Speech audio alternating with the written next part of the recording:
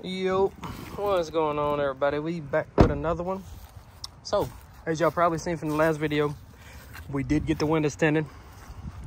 So it is looking a lot better. It's looking more like a truck now. Something did come in the mail today. I wasn't expecting it till Wednesday of next week. That's what I said in the video. But we did pick up a little rough country leveling kit. And they say it's fairly easy to do, being that the truck's brand new as well. I mean, that's gonna play a big factor too. Let me show you guys what it consists of, just in case some of you guys out there wanna give it a try. I know everybody was saying it's like a 2 hour installation procedure. Being that the truck's brand new, you know, it's gonna be fairly simple, I'm sure. And it's basically the same thing like the Chevy trucks. You got your little plastic or composite puck, whatever this thing is, some kind of plastic. And it tells you where the orientation of the thing needs to be. Frame needs to be that way.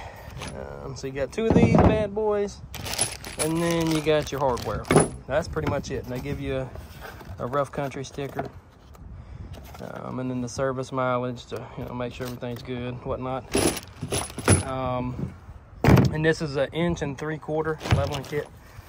Let me grab a tape measure. I tried to get on pretty flat ground, but it might not be the best, because once I get this leveling kit on there, I am going to throw the 35s off the Tahoe on there just to see how it looks, because I'm kind of curious with some chrome rims how it looks. Let me grab my tape measure. As you can see, my van is not the cleanest at the moment. I need to take that thing by a supply house and get her all cleaned up. And I do apologize about the wind noise, because I'm sure there's going to be some, because, you know, every time you want to make a video, there's got to be wind. If it wouldn't wind, it wouldn't be right. So we're looking at right now, from the ground to the bottom of the fender, we're at about 36 1/4. Let me see if it's the same on this side, because it might just be the way the ground is right now. Like I said, I do apologize about the wind noise, because I know it's going to be there. Yeah, we're about 36 1/4. And that's stock right now. So once I get this thing pulled apart, I'm going to pull the Tahoe over here as well. Let me start her up, scoot her over. Jeez, man, what's up with this wind? Why is it blowing this way? It's blowing freaking northeast kind of way. Why, wind? Why? Every time I want to do something, the wind wants to blow, man. And now that our trees on our tree line behind us don't have any leaves, this thing really just blows wind everywhere. Get the old Tahoe. So yeah, we're gonna put these on the old Tundra. Just see how they look. I haven't even drove this Tahoe in a minute, man. Let me start this thing. It might not even start, who knows? Oh no, she starts. Let me make sure this is off. It is off, nice. Ooh, this thing's about out of gas. Holy crap, what are we at? 57 miles to E. And I did take the old Tundra to Danville, Virginia last night. And it was getting like, I want to say, right at 17, almost 18 miles a gallon. Which is pretty good. Ooh, she's scrubbing. Looks like it's dark when you're sitting in this thing, because the window tint's so dark. Scoot that bad boy there. Okay. But yeah, I haven't done much to the Tahoe. It's just been setting. Now we can see again. She's still setting pretty like she was.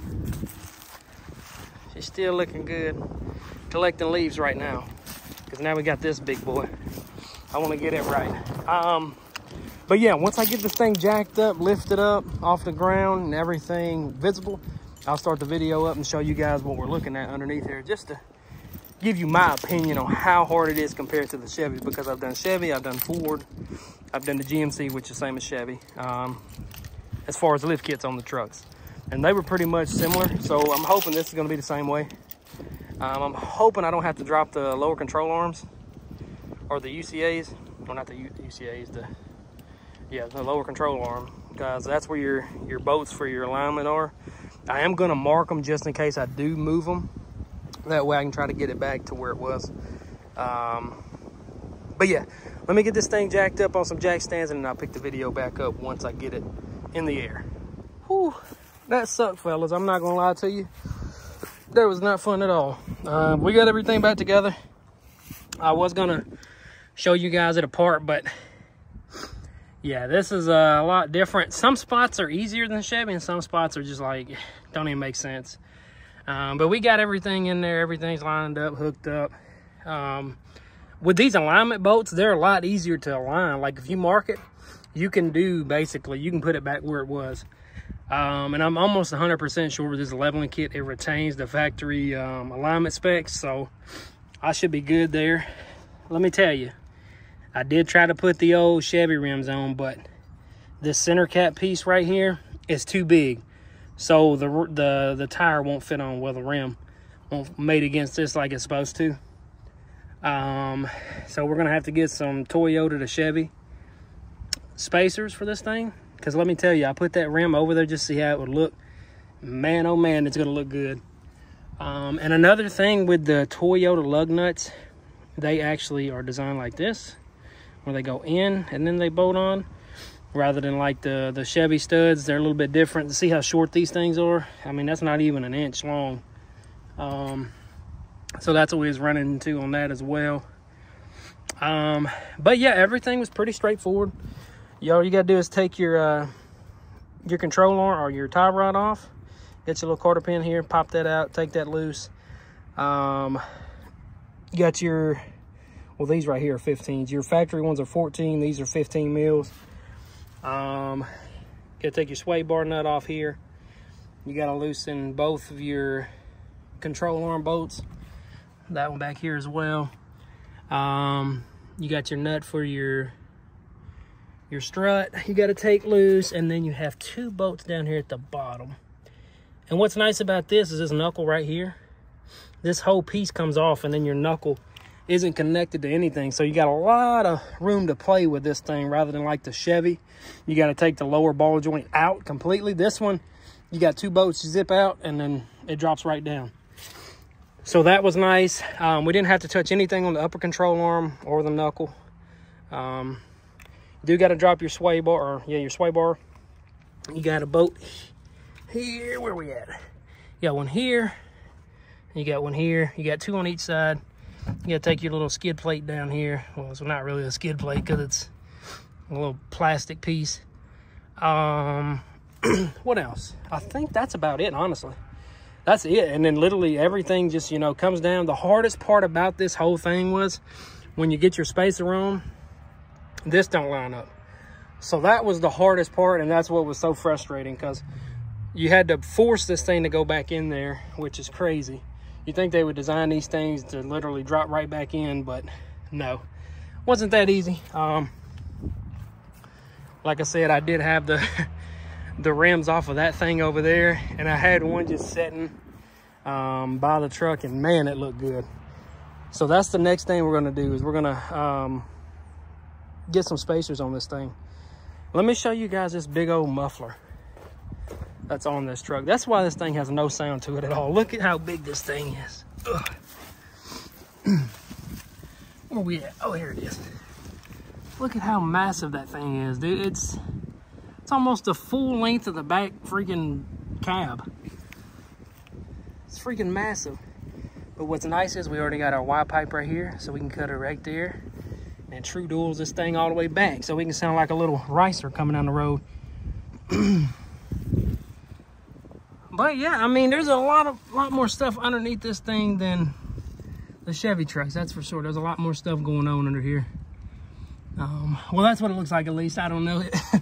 I could just be over exaggerating, who knows. And another thing, if your truck has the air dam, or I don't even know what this is, I'm not even gonna lie to you. You have to raise that down into like service mode, which isn't hard. Yeah, you see that plastic piece that runs there, that actually folds up. So basically what you do to fold it down is you got to get in your car, truck, You hit your start button with your key in it. Don't start it. Just hit the button so the auxiliary lights come on. Then you hold your blinker up for like 4 seconds, and that should come down for you. Because you got to have that out to get to your skid plate and the sway bar. But other than that, I'm gonna get everything put back together.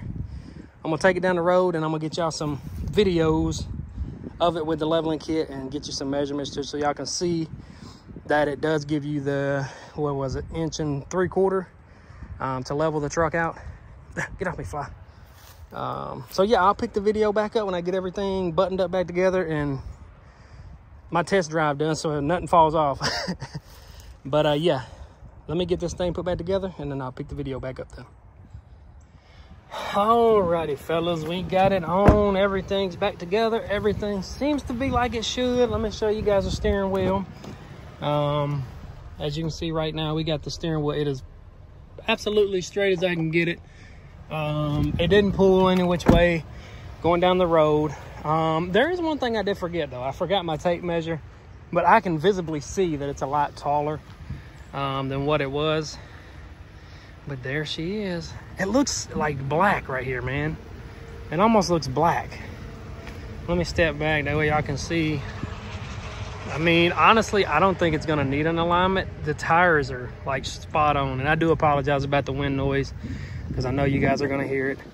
But yeah, let me show you a side view. I mean, the tires, I think we're good on the alignment. I think we're good, man. Everything seemed to be working like it should. Cut the wheel all the way, full turns. Actually, let me give you guys a side profile. That way y'all can see it, actually. But yeah, I think that is level. It looks level, don't get me wrong. Like I said, I forgot my tape measure at home. I wanted to come over here to where I could get it on some flat ground. That way y'all could see this is like an actual visual on flat ground. That way if somebody in the comments wants to go and get this lift, it's $100. It's like 116 shipped. And you keep your factory specs. As far as alignment, I did read up on that and it says it keeps the factory specs. So what I did when I did my lift, well, leveling kit, let me see if I can get down here and show you guys. Well, you can't really see it, but you see that black line on the camber bolts? That's what I did. Before I took anything apart, I got me a Sharpie and I basically drew me a line where everything was. That way when I put it back together, I knew it had to be there. And being that the truck's never been took apart, it had to be the right alignment, I would imagine. So I was like, you know what, we're gonna go back with what it was. But yeah, let me know what you guys think. $100, I mean, that's as good as it gets right there. I mean, I think that's what I'm gonna rock for a while is the leveling kit. We're gonna get some different wheels and tires for sure. Cause I mean, you look how much room you got in there. And these are 265, so what's that, like a, what, 285 or 275 is a 34, ain't it? I think, I don't know, don't get me the line, but I think these are pretty decent sized tires. I mean, they wasn't much bigger than a 35. I think these are like 2 inches smaller, I want to say. I'm not 100% sure, don't quote me. I know some of the tire guys might get in the comments, be like, oh, you don't know what you're talking about, which I don't.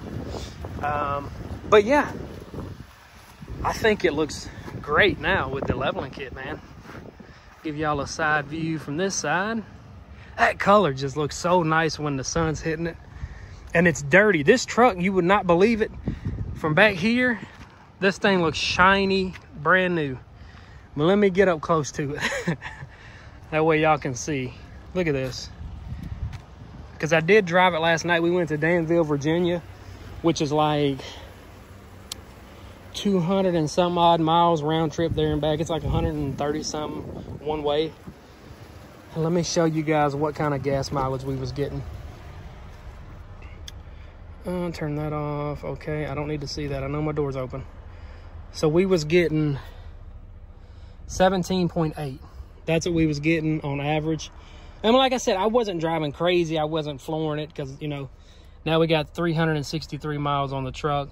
I think the break-in period is like 1,000, I want to say, before you start driving it hard. Oh, and there's one more thing about this truck that I did not know, and I'm glad I figured it out.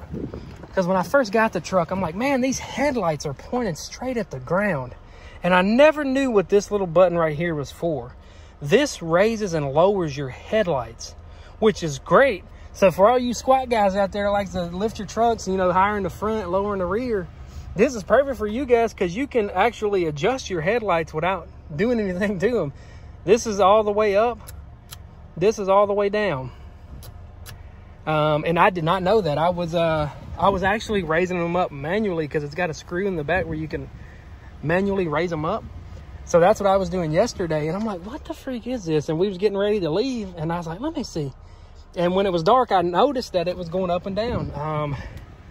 Because I had it pulled up against the house so I could actually see where the level was. And it started moving. So that's a neat feature. I think a lot of trucks need to put this in there on all trucks, because that's a great feature right there to have. Look at that, I didn't even see that Toyota. But yeah, man, I'm really enjoying the truck. For it to be a V6, you can't even tell. I had my uncle drive it because he's a Chevy guy too. He likes Chevys, and he couldn't believe it was a V6. They put Toyota everywhere on this truck. There's Toyota there, and then if you look on this side, this says Toyota Trucks. That's kind of cool. But yeah, like I said, leveling kit was $100 from Rough Country. I'd put a link to it in the description just in case any of you other guys want to get one for your truck. I think it did what it was supposed to. I know it is probably going to settle a little bit. Hopefully it don't, because right now I think that is perfect. I think that looks perfect. But yeah, that's going to do it for this one. If you guys enjoyed, hit that like button, subscribe. Next thing we're probably going to be doing is some kind of mud tire spacers. I really wished I could get some spacers to adapt to the Chevy. I'm going to look into that and see, because if I can, I'm going to get those spacers. That way we can run the Chevy rims on this. Because let me tell you, when I was messing with the lift, I had one tire just sitting up there just to see how it would look, and it looked phenomenal. I'm going to tell you that. It looked great. So yeah, that's the plans for the next thing. Is going to be mud tires on the stocks, or mud tires and new rims, basically. But yeah, I think that's going to do it for this video. I know you guys can't hear nothing because the thing's so quiet, and that's another thing we're going to be doing is exhaust, because I want to hear the turbos too. Because like my work van, I drive it's an EcoBoost, the Ford van that I drive for work. And you can hear that thing. Like when you give it gas, you can hear it in the cab. You can hear the turbo winding up, spooling up. You can't hear it in this one. I mean, it is brand new. That might be why they're not broke in yet.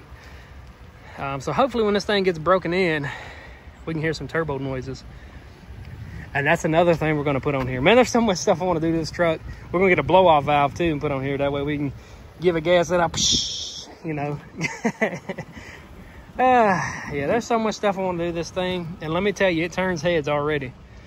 Every time I drive somewhere, people just stop and look like they ain't never seen a Tundra, which you don't see a lot of them. Honestly, I'm gonna be honest with you. I've seen a handful of them where I live. I really don't know if I want to black them lights out, because them things are pretty bright red. But yeah, I've only seen like a handful of them where I live. I keep wanting to say a handful. I don't know what's going on today. A handful of them where I live. I know when we was in Virginia last night, there was 3 or 4 of them. There was actually one pulling in when I was leaving, but he had the lunar rock color. It's like a grayish blue kind of color. It's a real nice color. But yeah, let me quit rambling on before this video turns out to freaking 3 hours long of me just standing out here looking at the truck. But yeah, like I said, I'm gonna leave a link in the description just in case any of you guys want to pick up the kit, because it definitely gives you a level for sure. Let me step back again, give you guys a better visual on it. It actually looks a little bit taller in the front, honestly. And that's what I like. I want it to be a little bit, not much taller, just a little bit. Oh yeah, and that's what I was gonna take off too, the running boards. I think with those running boards off, that will give it another nice clean look as well. So that's probably another thing we're going to do is the running boards. We're going to take those off, which they are a pretty sturdy set of running boards. They come factory on the truck. But yeah, that's going to do it for this one. Like I said, if you guys enjoyed, like button, subscribe, and I'll see you guys in the next one. Peace.